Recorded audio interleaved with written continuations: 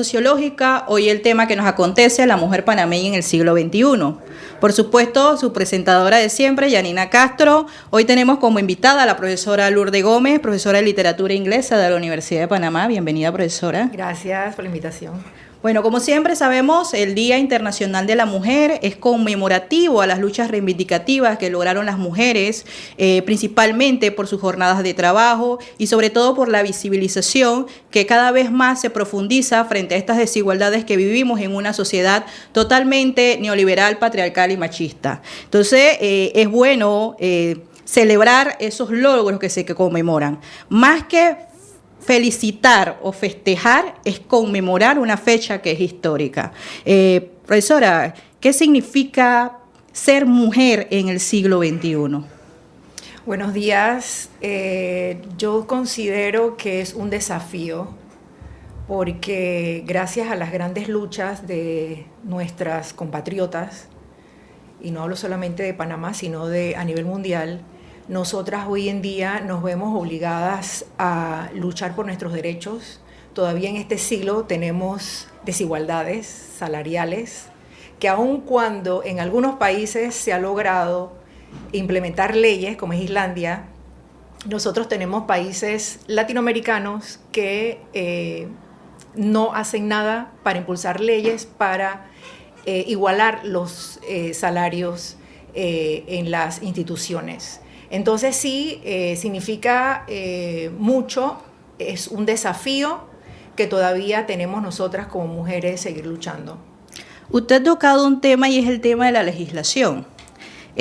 Panamá acaba de pasar por un proceso de retroceso. O sea, tenemos aquí un periodo presidencial en el cual se elimina el Ministerio de la Mujer y se plantea que nuevamente sea una secretaría, un Instituto Nacional de la Mujer. Entonces eso implica retrocesos. ¿Qué tipo de retrocesos estamos hablando? Usted ha tocado el tema laboral, pero ¿qué otros retrocesos también pueden verse al desvincular todo este tema de la institucionalidad? Yo considero que detrás de todas estas políticas está detrás un hombre que es obvio que está haciendo lo imposible para mantener el machismo en las instituciones. Entonces no podemos permitir como mujeres que retrocedamos.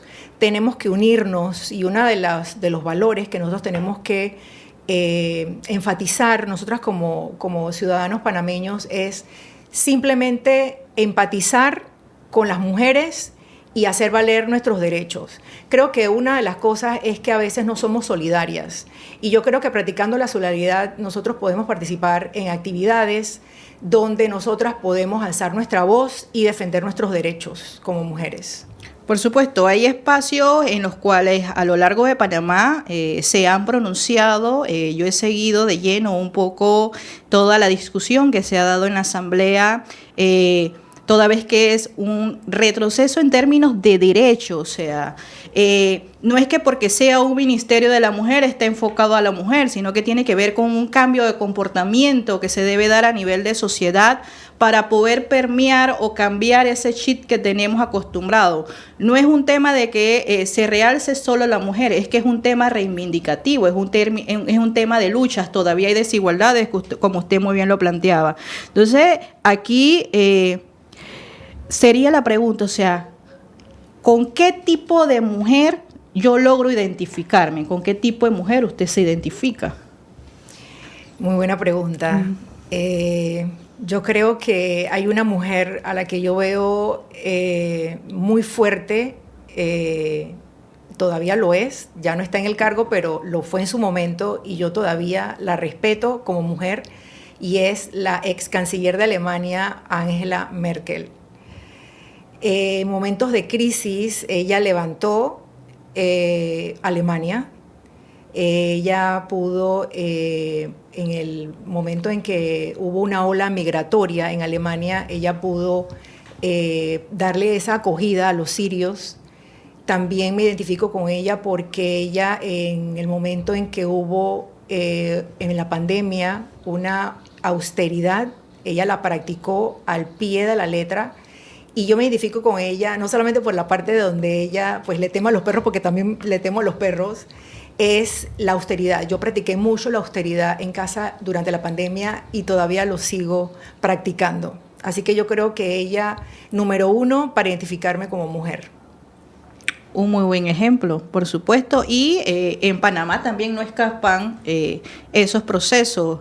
Aquí claramente yo me recuerdo en las aulas cuando dábamos un curso principalmente de derecho y siempre nos mandaban a leerla a los teóricos y yo decía, o sea, no hay mujeres que escriban, o sea, también hay un proceso de invisibilización desde la ciencia y de la academia, de invisibilizar todos los trabajos que realizan las mujeres, pero son las propias mujeres las que tratan de visibilizar ese hecho. Por ejemplo, la historia de Clara González, o sea, la historia de Clara González sale de una académica de la Universidad de Panamá reivindicando toda la vida de Clara González, la mujer, primera mujer que estudia derecho en una universidad pública, todo el tema de los procesos sindicalistas por lo que ellos pasan, pero qué paradójica es la historia, o sea, el no conocer la historia cometemos de volver a cometer los mismos errores, porque independientemente de esos avances que se dieron, vemos hoy en día los retrocesos que todavía tenemos, uno con el tema de los salarios, pero también ese trabajo invisible que se da en el proceso interno de domesticación, o sea, dentro del hogar. A la larga es la mujer la que lleva la recarga. Sigue siendo la mujer la que es la cuidadora, no solo de niños, sino también ahora de adultos mayores, donde pasa también a ser cuidadora de los padres, ¿no? Entonces también hay un recargo que lastimosamente cuesta romper esos estereotipos a los que estamos amoldados, ¿no? De la figura. ¿Qué consejo le daría usted a las niñas y a las adolescentes hoy en día?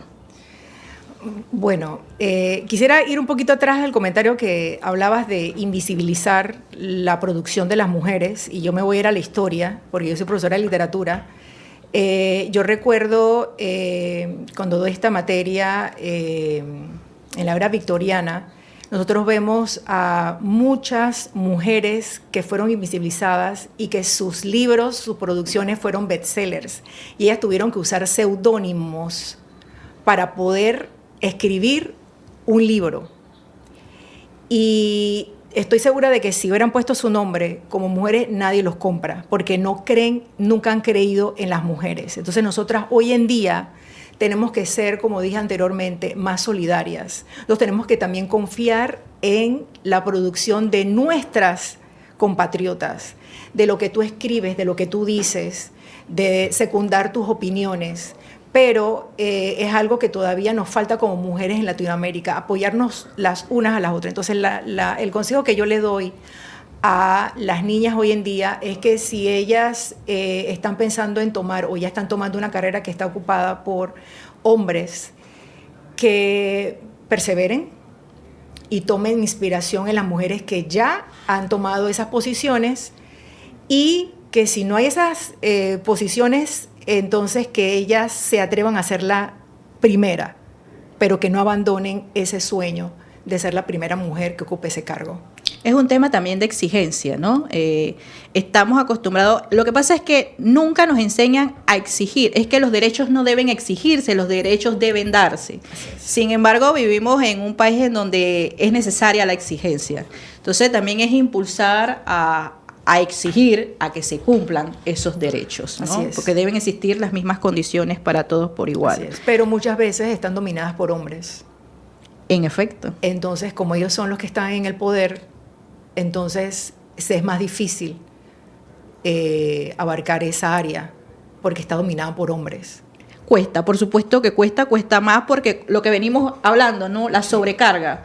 O sea, si eres madre de familia, la sobrecarga de los niños, si están en edad escolar, uno se convierte en maestra, en profesora, en todo, o sea, en todo, y sobre todo esas exigencias cuesta un poco más. Y es curioso porque cuando nos vamos a los datos estadísticos, si bien en Panamá la población de mujeres es más alta que la de hombres, cuando uno se va al análisis económico, las estadísticas muestran que los cargos de poder son ocupados en su mayoría por hombres. O sea, no nos vayamos lejos. O sea, un gabinete preponderantemente hombre. Creo que ha sido la temática en los últimos años. Sí. una asamblea preponderantemente hombre.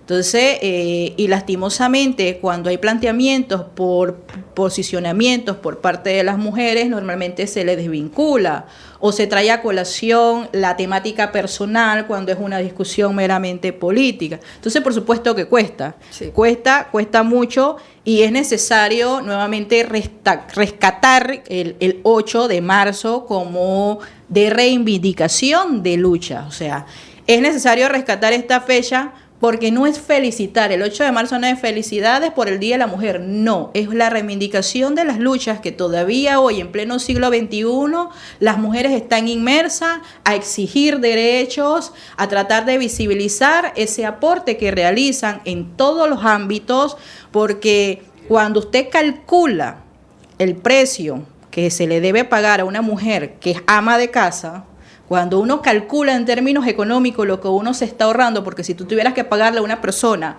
por cuidar los niños, por cuidar los adultos mayores, por hacer las labores domésticas, se incrementa el precio del hogar. Pero ese es el trabajo invisible, ese es el trabajo que es invisibilizado y que normalmente desde las corrientes, desde la teoría de género, se habla del trabajo invisible. Ese trabajo que lastimosamente no se ve y que en realidad son luchas reivindicativas en términos de desigualdad y de violencia de género. Y la violencia de género, aquí no estamos hablando en el sentido solo físico, sino que también hay una construcción social de esa violencia de género y que lastimosamente muchas mujeres no percibimos que somos reproductoras de ese círculo vicioso de la violencia, porque en la crianza nosotros hacemos distinciones. Así es. Entonces, sí me gustaría comentar un poquito acerca de las luchas reivindicadoras porque es cierto, no deberíamos felicitar a la mujer porque el 8 de marzo debería ser un día de reflexión. Reivindicación sí, porque todavía estamos reclamando los derechos, sobre todo de la desigualdad de género. Hace muchos siglos Platón en uno de sus libros decía: las mujeres y los hombres tienen las mismas capacidades. Y si él lo decía hace muchos siglos, en ese momento, porque sentía que la mujer era capaz de ocupar puestos de gobernanza, entonces hoy en día, ¿por qué no ponemos en práctica lo que él dijo hace mucho tiempo? Bueno, con este pensamiento nos vamos a una breve pausa, continuamos.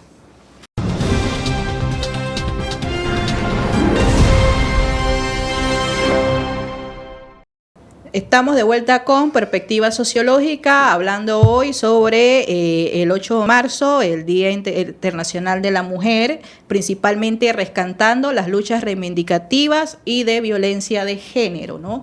Nos fuimos en antes a la breve pausa con un pensamiento de Platón que usted planteaba, en donde los hombres y mujeres son por iguales, ¿no? Entonces, ¿por qué es indispensable estudiar todavía la mujer en pleno siglo XXI? Yo diría que la educación debe ser necesaria, indispensable, irrevocable. Cuando una mujer se educa, se empodera. Cuando una mujer se empodera, se informa. Cuando una mujer se informa, defiende sus derechos, alza su voz. Nosotros vemos hoy en día cómo países le niegan la educación a las niñas. Es el hecho que pasa en Afganistán. Por eso es la lucha de Malala Yousafzai, del derecho a la educación en las niñas. También tenemos países donde le prohíben la educación superior a las mujeres. Entonces, si nosotros tenemos mujeres no educadas, vamos a tener países donde predominantemente va a dominar el hombre. Nosotros no podemos permitir esto porque la mujer es bien importante en la sociedad, todos lo saben, damos vida. Nosotras en la educación también damos salud, porque al ser informadas nosotros nos vamos a cuidar a nosotras mismas, pero también nos vamos a cuidar a los que están alrededor de nosotros. Hoy en día nosotros vemos cómo el fitness ha ayudado, cómo la alimentación ha cambiado en muchos hogares, y es porque la mujer está informada. Entonces yo considero que la educación debe ser primordial en este siglo, pero el temor está en que cuando la mujer se informa puede ser también un peligro y un riesgo para ellos, para los hombres. Claro, la información da poder. Así es. La información da poder y es un tema de derecho. Usted muy bien lo planteaba, el derecho a la educación. El derecho a la educación te genera independencia, una forma de pensar distinta que te permite el cuestionarte muchas cosas, principalmente el por qué, ¿no? Una pregunta que desde los primeros años de vida, cuando uno entra al sistema educativo, principalmente cuando se da la asignatura de ciencias naturales, se empieza a cuestionar cuando se empieza a ver todo el tema de la construcción del mundo y entran en contradicciones muchas ideas, ¿no? Pero también le permite a los individuos generar su propia forma de pensar, su propia conciencia, y más cuando llegas a un ámbito de educación superior donde priva el pensamiento crítico, en donde ¿por qué estas condiciones? ¿Por qué no podemos cambiarla? ¿Por qué no se dan estos escenarios, etcétera, ¿no? Pero que te llevan totalmente al cuestionamiento. Y creo que eso es lo primordial dentro de estos procesos, procesos de lucha, es el cuestionarnos por qué ciertas realidades se siguen manteniendo. Y creo que aquí se ha dado un pantallazo general de que muchas veces esto está ligado a que no se dan los procesos educativos en las mujeres, porque por supuesto le da poder y ese poder genera cambios sustanciales en la sociedad, ¿no? Decía una vez Michelle Obama, ex primera dama de Estados Unidos, una vez, cuando las mujeres estudian, sus países se vuelven más fuertes y prósperos.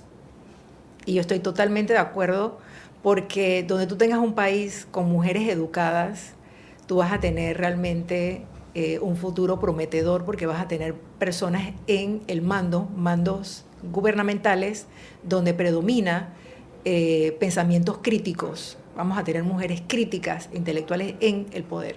Y eso es bien importante para cada país. Yo creo que si hacemos un análisis de la historia, en instituciones claves nunca ha sido liderado por mujeres.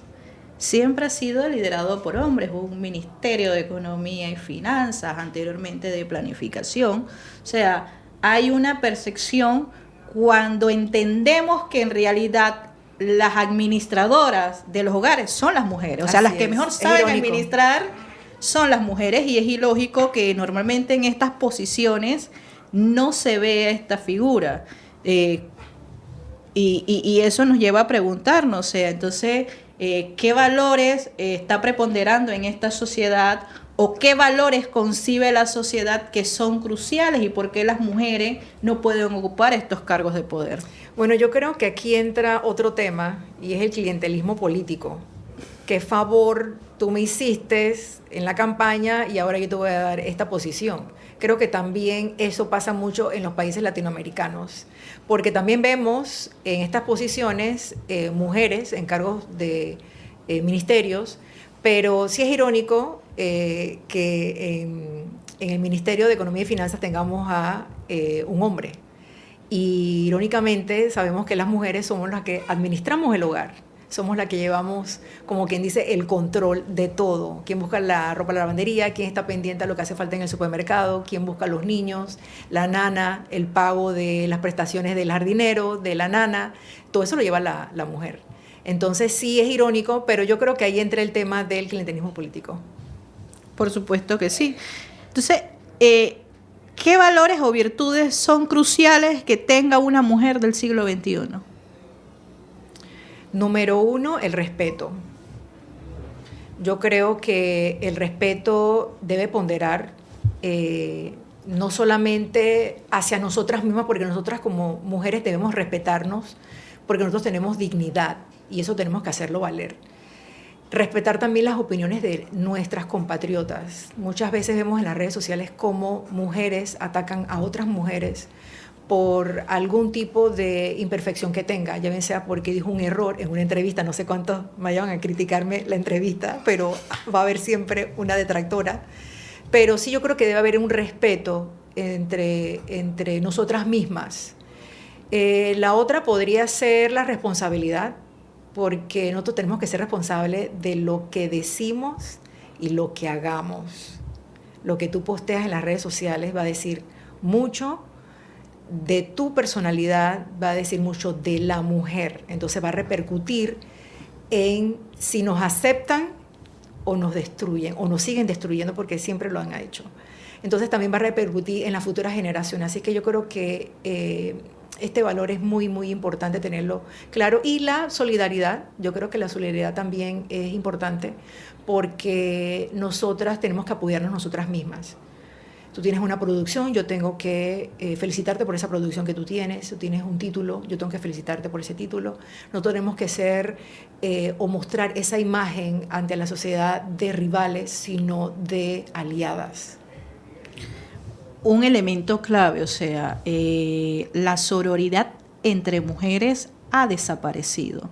O sea, lastimosamente vivimos en un mundo tan rápido en donde se critica lo mínimo, y las redes juegan un papel muy preponderante en este sentido, pero que también tiene una afectación y que muchas veces no vemos que esas críticas, dependiendo de la formación de la persona, tiene un impacto no solo mental, sino también físico. O sea, la mente juega un papel aquí y eso lo vemos a diario, ¿no?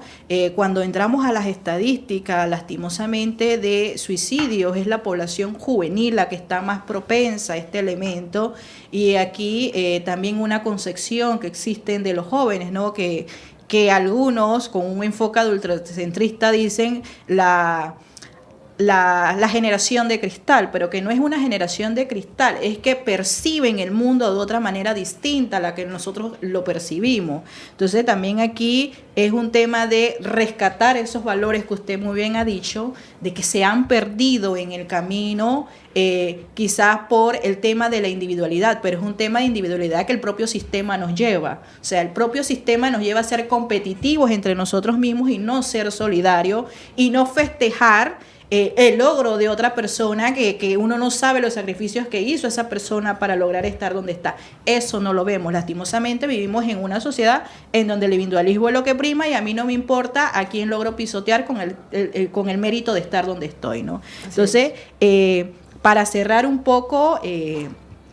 este día con un tema, un mensaje clave que usted le quiera dar a la audiencia que escucha Perspectiva Sociológica. Bueno, yo sigo invitando a las mujeres a que nos unamos, que seamos aliadas, como comenté, solidarias, respetuosas y cuidar mucho la imagen de nosotras, porque si nosotras nos equivocamos en algo, nos equivocamos todas, pero si hay alguien que gana algo o lucha por algo, luchamos todas y nos unimos. Así es que yo invito a todas las mujeres a que seamos solidarias con nosotras mismas y seguir luchando por los derechos que hacen falta hoy en día en este siglo. Por supuesto que sí, un gran mensaje, el mensaje de la unión, la solidaridad necesaria en estos momentos de incertidumbres que se viven a nivel mundial. Todas las guerras que se han desatado, que normalmente las poblaciones más vulnerables son niños y mujeres, son los que viven más de frente estos procesos bélicos en los cuales la hegemonía del poder económico es lo que está privando. O sea, y es necesario rescatar y volver a sacar a relucir esas luchas reivindicativas. Quizás no lleguemos a esos momentos de incertidumbre en donde lastimosamente la conmemoración del 8 de mayo, así como el 25 de noviembre, generaron sangre, normalmente de mujeres que dieron su vida, porque hoy en día gocemos de los pocos derechos a los que nos permiten acceder, pero también es hasta dónde estamos nosotras en capacidades para exigir esos espacios y también una deuda que tiene la academia con ese proceso de reivindicación de las mujeres, que este es el espacio que nosotros abrimos principalmente para que esas voces invisibles sean escuchadas. Muchas gracias, profesora. Gracias por la invitación. La esperamos en nuestro próximo programa. Con ustedes, este ha sido Perspectiva Sociológica en conmemoración del 8 de marzo.